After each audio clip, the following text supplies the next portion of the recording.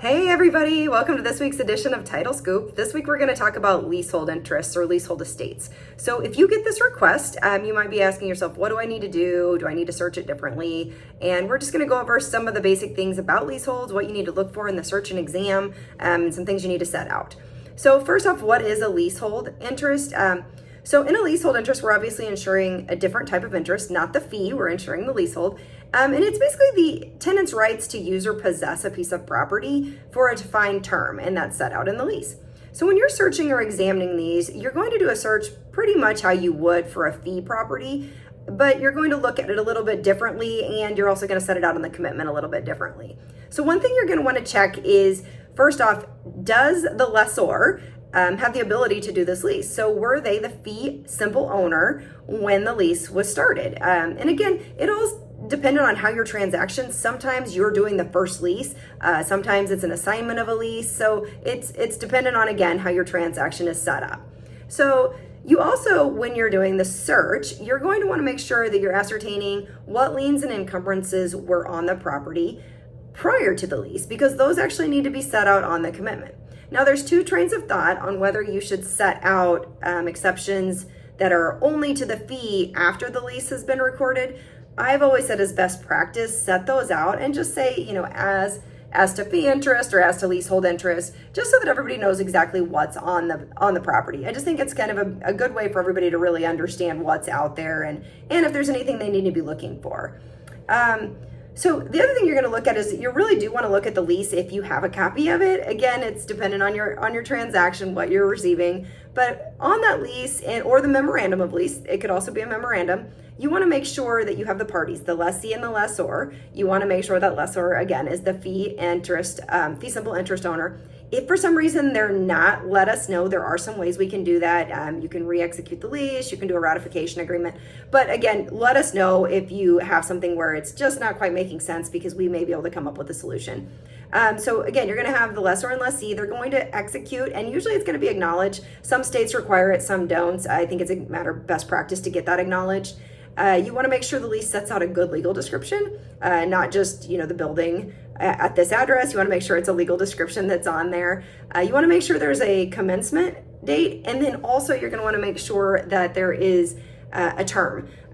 Sometimes there's not a term, in which case we may need to require something else to be signed just so that we have a term defined for that lease. So again, when you get these and you're searching and you're examining, you're going to set out on your commitment just a little bit differently. So on your Schedule A, when we normally would have a fee interest, we're going to have a leasehold interest. So if you have that automatically populated, make sure your commitment says leasehold, because again, we're insuring the leasehold interest. On the Schedule B, you're going to require basically recordation of either the lease, the memorandum of lease, or the assignment of lease, again, depending on what it is. You'll probably need to record the mortgage or deed of trust. We're going to get into that in a little bit, just the differences. And then you're going to want to obtain an estoppel. So I usually tell people require that. You want to make sure that the lessor is saying that lease is in full force and effect, there hasn't been a default, and that there's nothing in the current transaction that's prohibited in the lease or prohibiting that transaction. So again, we always ask for an estoppel just so that way we make sure that we have everything covered and that lessor is aware and that they're basically saying, yes, this is okay.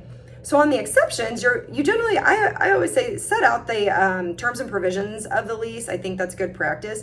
But you also, if you have a copy of the lease, you may want to set out some special provisions of the lease.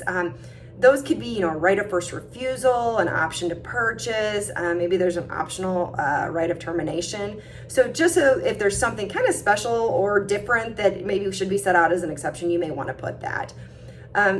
When we were talking about the exceptions earlier of setting them out, anything prior to the lease versus after, some things I always say to make sure you do include no matter what would be like building code violations, demolition, condemnation proceedings, taxes and assessments. Do make sure that there's no special taxes for a leasehold. Sometimes there are, so keep an eye out for that. Mechanics liens would be another one. You want to make sure that is noted. And then if there's anything regarding a subordination, sometimes with leases we have some priority issues, so you just want to make sure you set that out.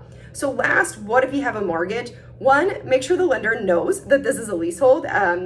Sometimes they don't, so you need to kind of explain that and explain the difference. Also, in that estoppel, again, you may want to make sure the lessor states that there's nothing in the lease that's preventing this from happening, and that the leasehold mortgage is okay. And the last thing you may want to check is just, I always say, make sure that your mortgage or your deed of trust is not extending beyond the term of the lease. We want to make sure that it's within that term of your lease. So with that, that's all I have. If you guys have questions on leaseholds, definitely let me know. Otherwise, we'll see you next week.